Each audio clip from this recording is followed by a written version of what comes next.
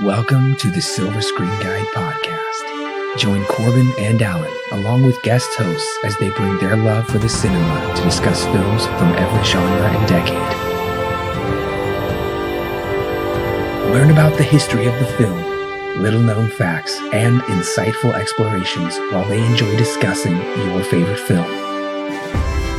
The curtain is rising and your podcast is starting, so sit back, relax, and enjoy your guide to the silver screen.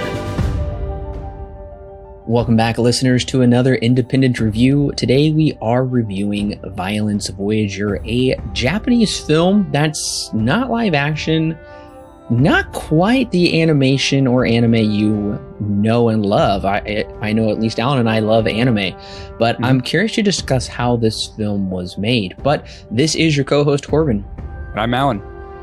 Once again, we were contacted by Darkcoast Studios to review their upcoming film, Violence Voyager. This was towards the latter half of 2019. Our review schedule was booked. They wanted us to pre-screen the film before the movie actually came out. Unfortunately, like I said, our schedule really didn't allow for that, but we did really want to get around to reviewing this movie because we've never reviewed a movie quite like this, and we'll talk about more of that here in just a bit. And yeah, I looked at some of the promotional material that we were sent, and I was like, this visually looks really interesting. And that's what sparked my interest. And so, yeah, very interesting movie. Very interesting style-wise, I would say. Yeah, the style is very unique. This is something Ujicha is known for. He has also done one other film. He's directed 3 films. The third film is more so considered an anthology type film, but the other film he did is called The Burning Buddha Man. I believe it's done with a very similar style as this. Now, this movie did premiere in Japan, May 24th, 2019. Here in the United States, it did premiere at a film festival at Fantastic Fest, which, if you're plugged into the film community, I'm sure you have heard of Fantastic Fest at least once, but it did actually come out September 20th, 2018. So over a year ago. Interesting.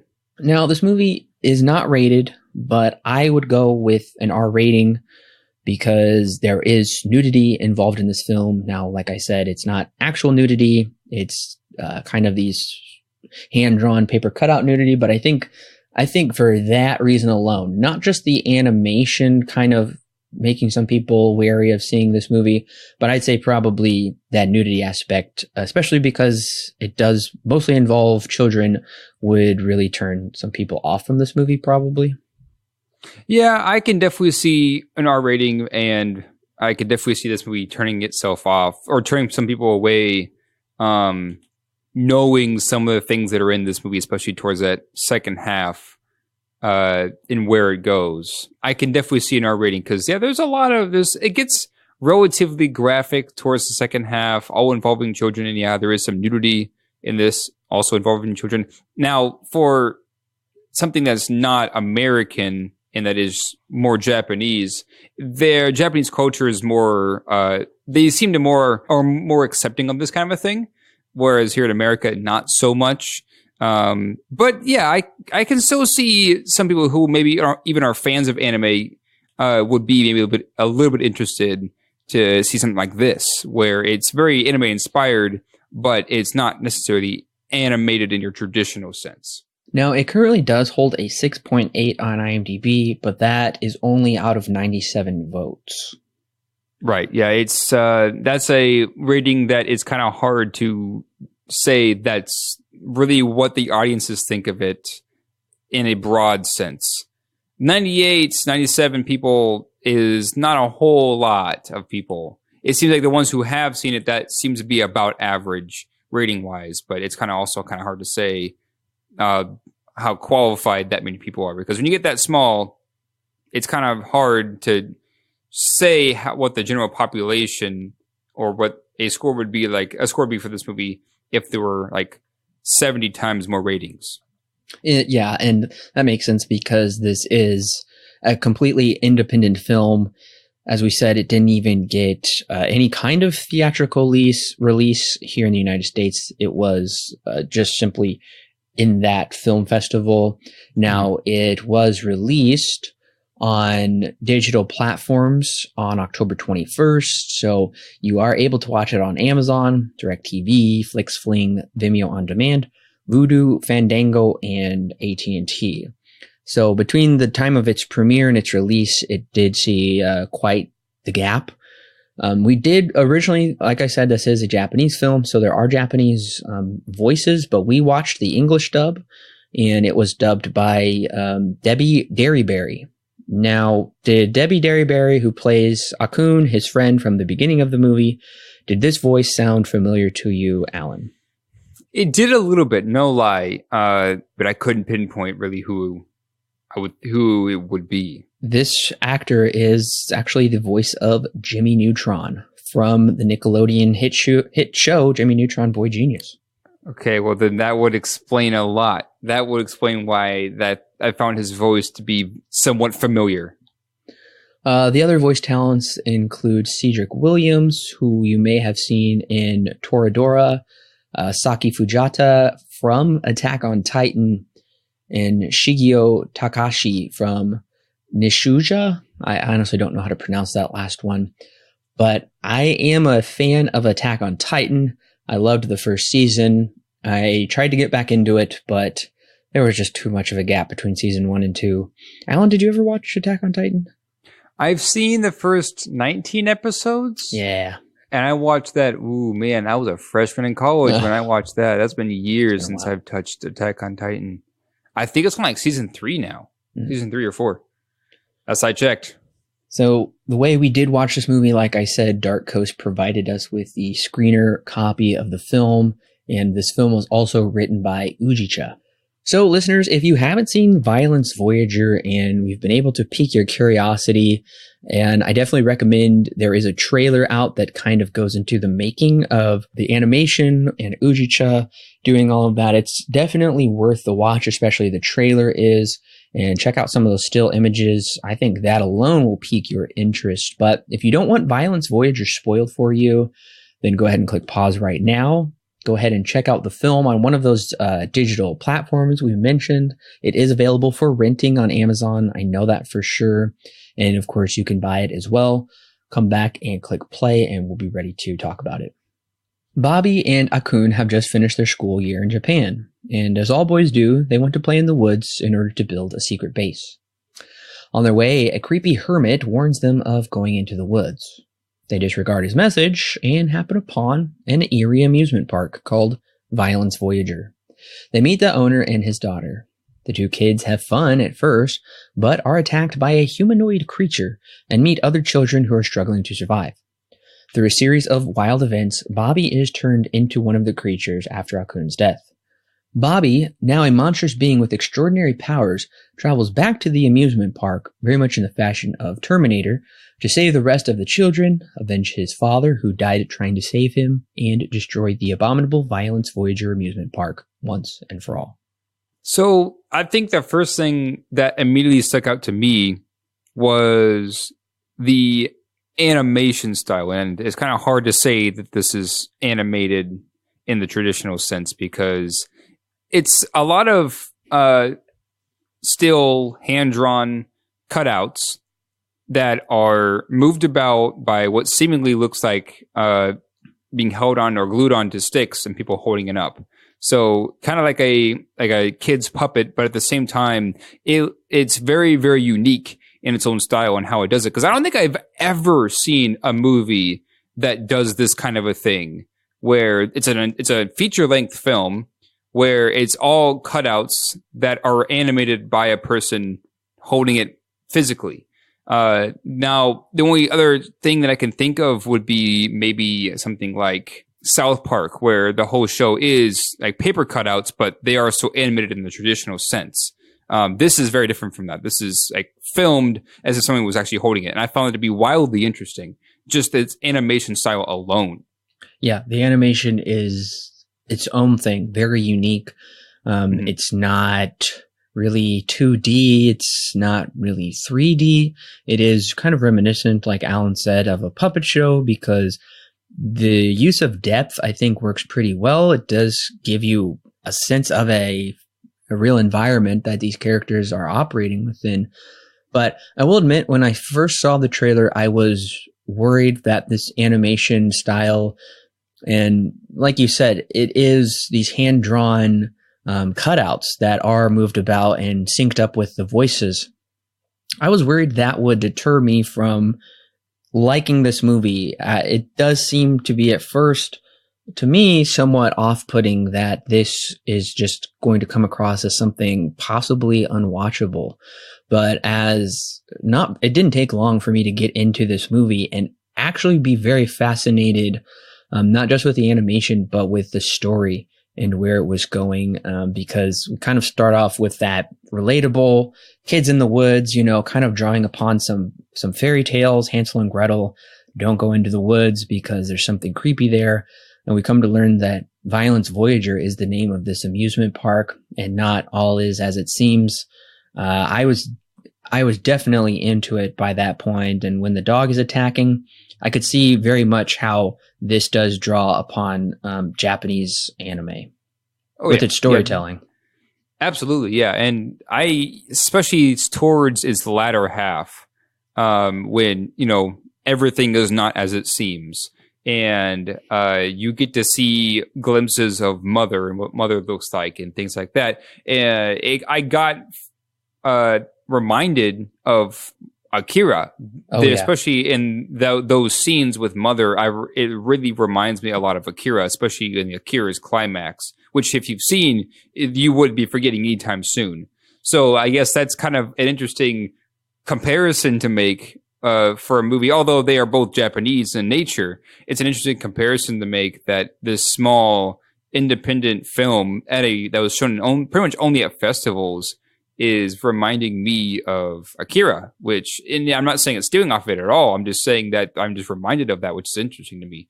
I think, and even more so, like you were saying, how you were intrigued by the story. I was intrigued by the moment it began when I realized what kind of animation style this is. It's just cutouts of paper, unique drawings for almost every other take or every other shot. That I found to be wildly interesting just in its style alone. And its story for me only added on to that because of how intriguing and how unique it got especially towards the end when it just goes kind of off the wall with everything that it introduces. So yeah, I found this in general from a storytelling perspective to be very interesting and very, very engaging and very intriguing.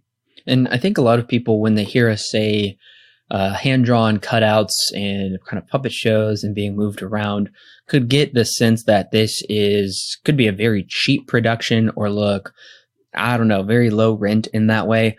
I don't think so. I really don't think so. I was actually very impressed with how much time that would have taken, because they do try their best to keep up with the emotions of the characters. And that's an obstacle that they would definitely have to overcome when creating cutouts, is you can't provide a continuous flow of emotion when it comes to these characters. You have to create a whole new cutout. You have to redraw the whole character again in different positions, standing, sitting, and different emotional expressions. So that was the other thing that really impressed me, is this in many ways I could see as being a labor of love, that the director, Ujicha, wouldn't be doing this if he didn't really enjoy doing this. And I really find that commendable and impressive.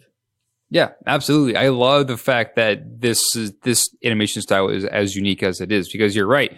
For every other emotion or every other expression that these characters, or even just not even emotions, just actions, anything that is different that needs to be changed, it requires essentially a brand new drawing, a brand new cutout for that action or emotion or expression, what have you. And so, yeah, well, on the surface, when you're telling somebody, it's a bunch of paper cutouts that are talking to each other, it sounds, kind of cheap, but in reality, it's not, because Ujicha does put a lot of hard work into making it unique and making it look something of great quality.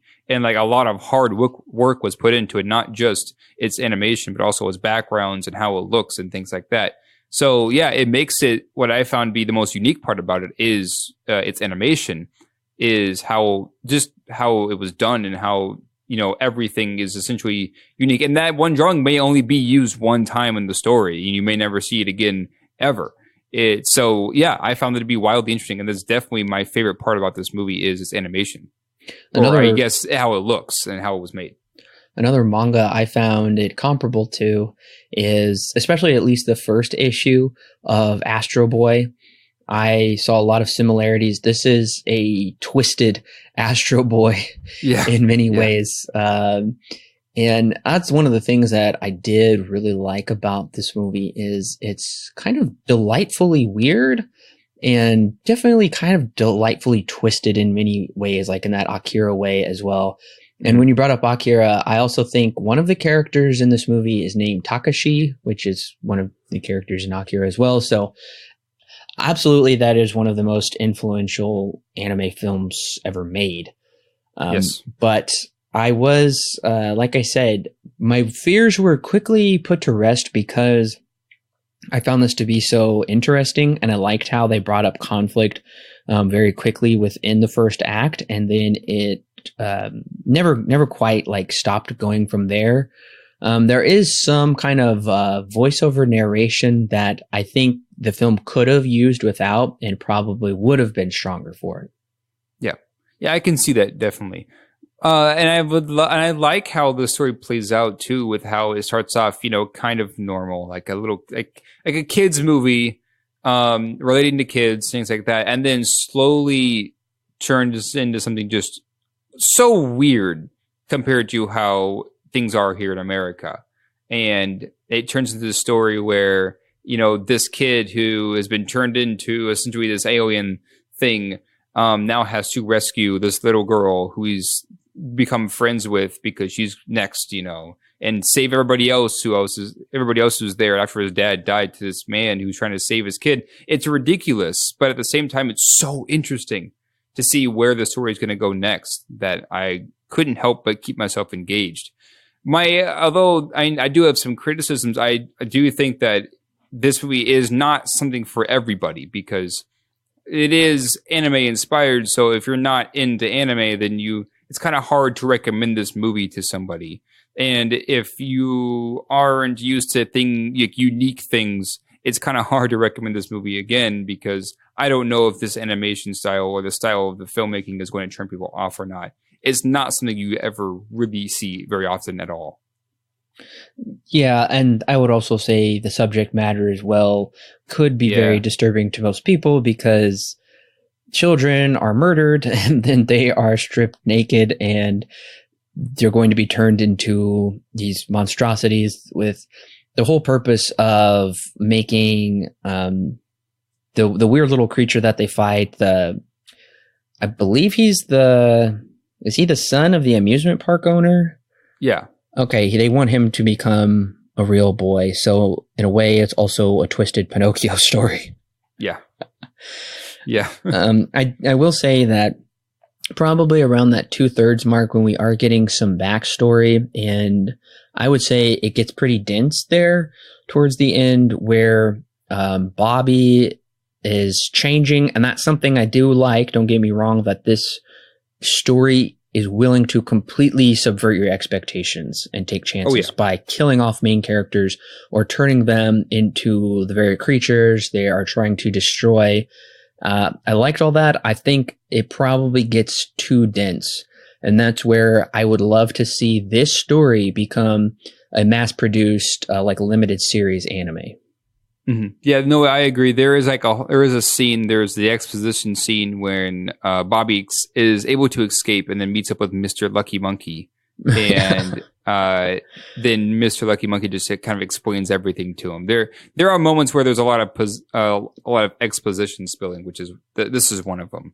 But yeah, I think this movie does touch on one major theme, and that's like just growing up. I feel like this scene, or what happens to Bobby, is more akin and more more akin to a kid going through puberty, and how they kind of become like this, to them, this disgusting mess for a few years. I can see where allusions or things are drawn where this is very much hearkening towards, just the emotions of growing up, where you have to deal with certain things, your body changing it without you having control over anything like that. I can see things like that being brought up in this movie for maybe not for kids, but maybe for teenagers or something like that.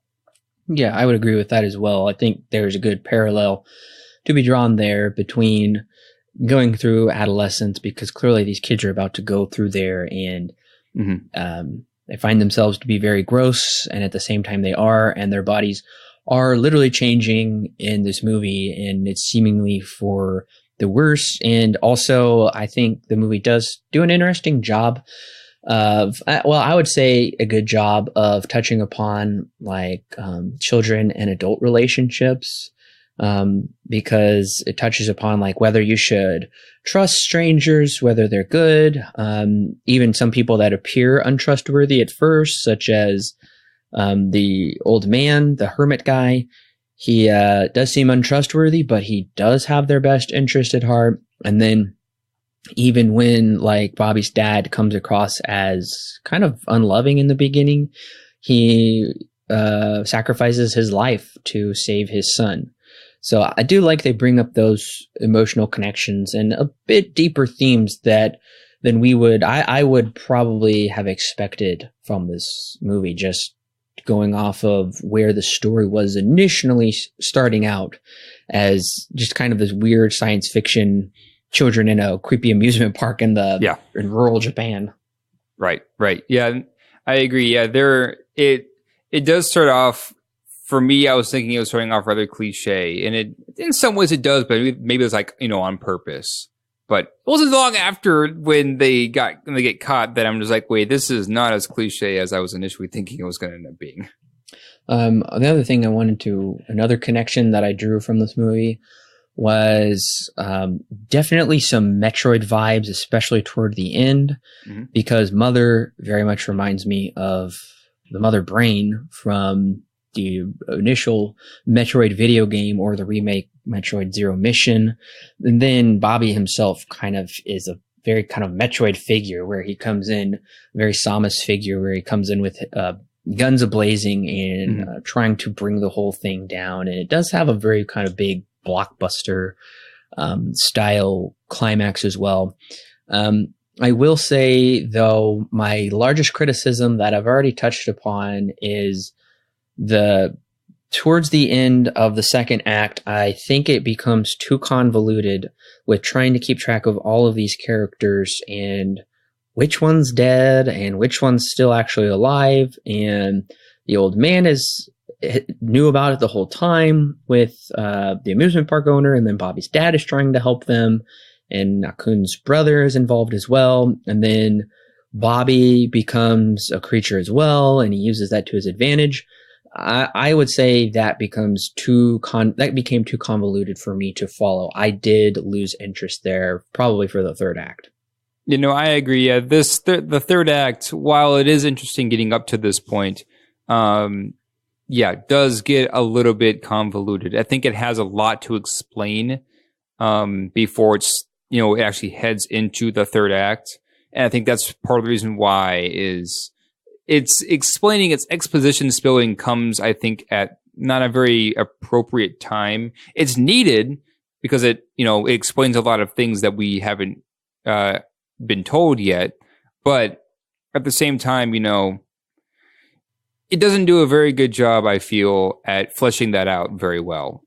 Whereas the rest of the story, especially the 30 minutes that happened before this, which is all super interesting and really, really weird and really dark, there isn't a whole lot. It doesn't explain everything that it explains here, which is unfortunate.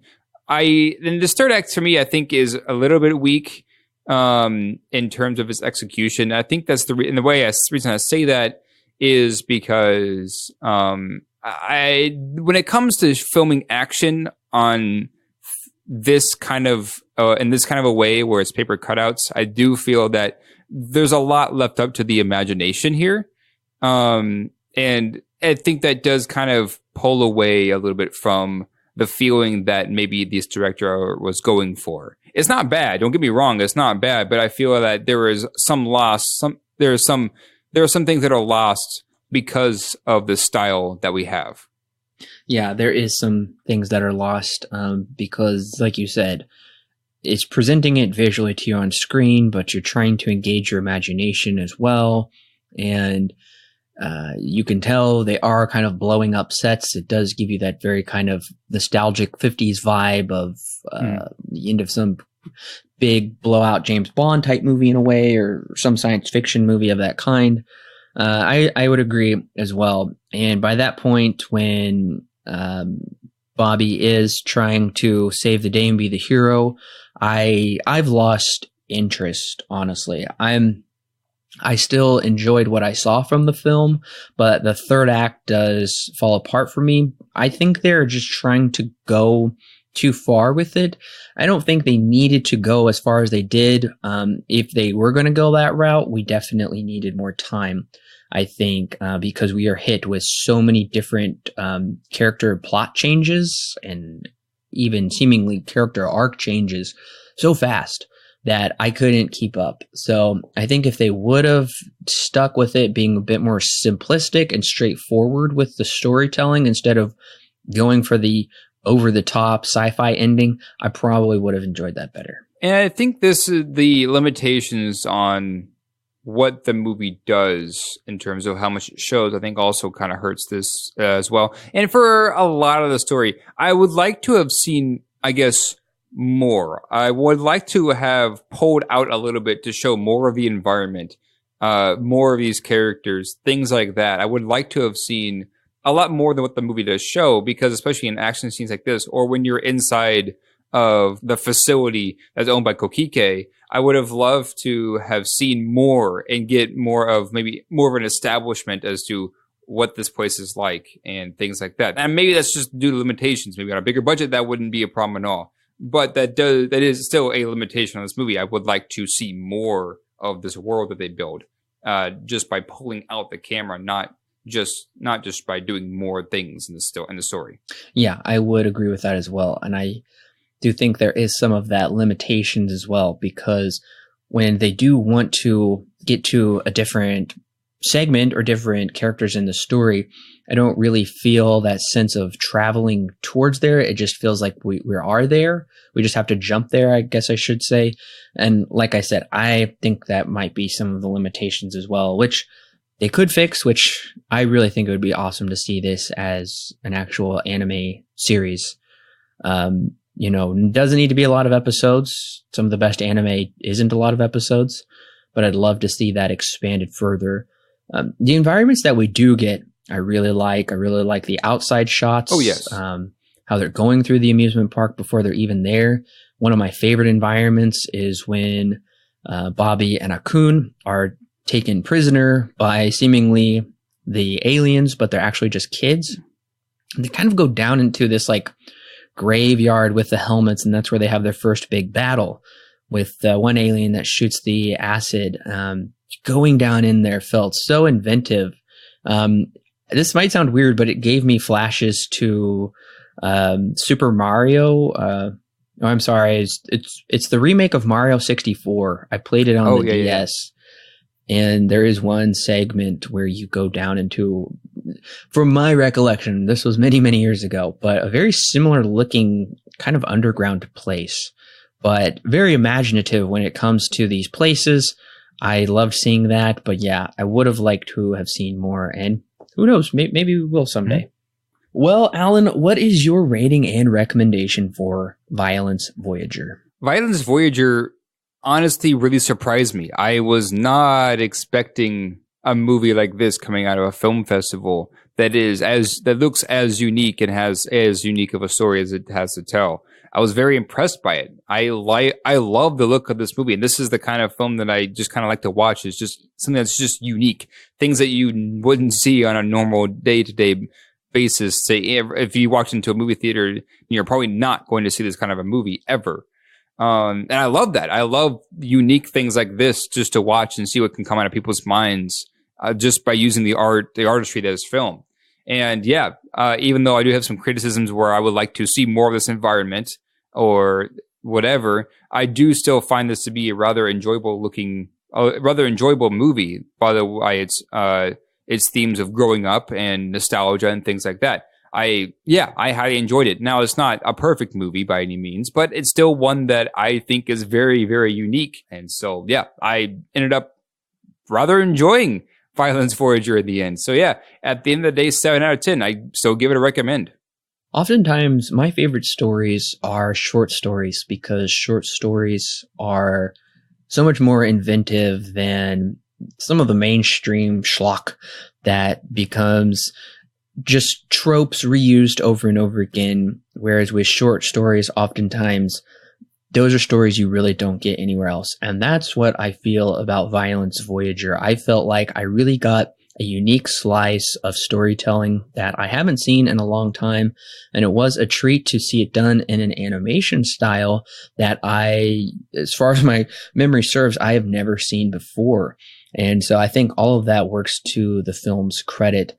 Now, like we said, there were some issues with probably storytelling and probably getting a little too convoluted and laid down there towards the end of the film that I think if they would have just not been too worried about putting too much at the end, kind of lighten it up a bit, I think that could have been more streamlined and more enjoyable for me. But nevertheless, I was surprised that I did like this movie. And if you are a fan of anime and kind of know what that Japanese style of storytelling is, it can be very dark at times, but at the same time, very inventive, then I think you'll like this movie. So yes, this is a movie worth seeking out and one that I think would be cool to own in my collection just to show somebody like this is something really different and unique. So for me, Violence Voyager receives 6 stars out of 10 with a recommend.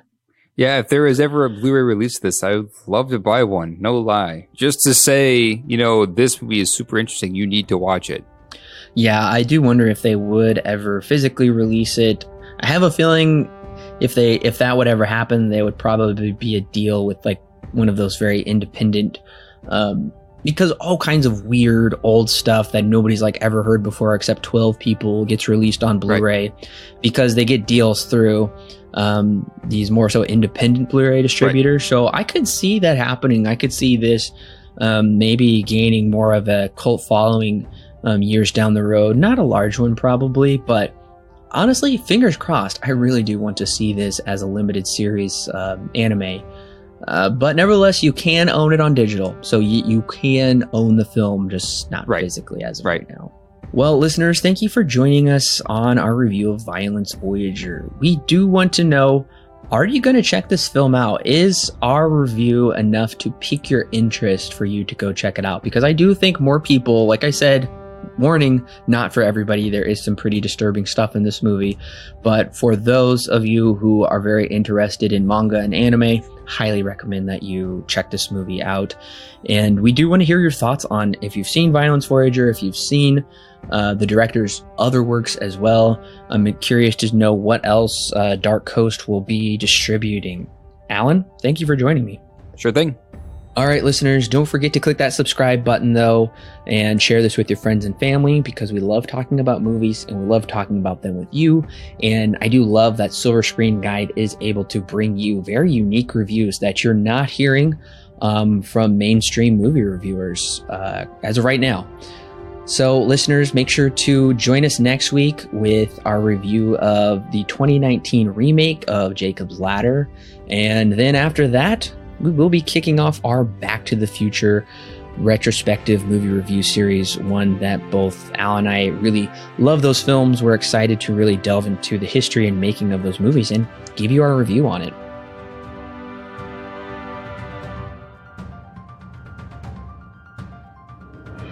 Hey listeners, it's Corbin. Don't forget to check out the exciting links in the description below that will connect you with more great movie reviews for your listening pleasure, and our YouTube, Facebook, and Twitter page, and of course our official website where you can read great articles and sign up for our free weekly newsletter. Also, if you want exclusive bonus content such as extra movie reviews, movie commentaries, and our thoughts on the latest movie news and trailers, plus more, then check out our Patreon page. It's a great way to help keep this show free, and it gives you great content that's yours to keep. All of that and more is found in the description below. Don't forget to subscribe whether you're on YouTube, Apple, Google, or Stitcher, or your favorite podcast service. And while you're at it, please leave us a 5-star review so other movie lovers can more easily find our podcast. We love talking about movies, and we love talking about them with you. So don't forget to share with your friends and family. And we'll see you next week, listeners.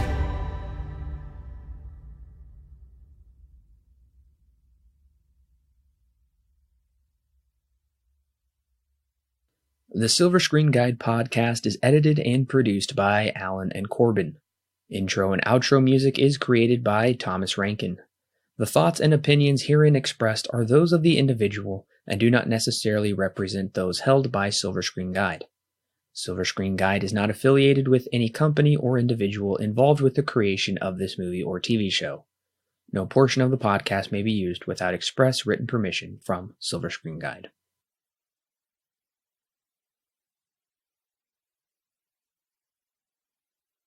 Welcome, listeners, to another special review. Today we are reviewing the Independent.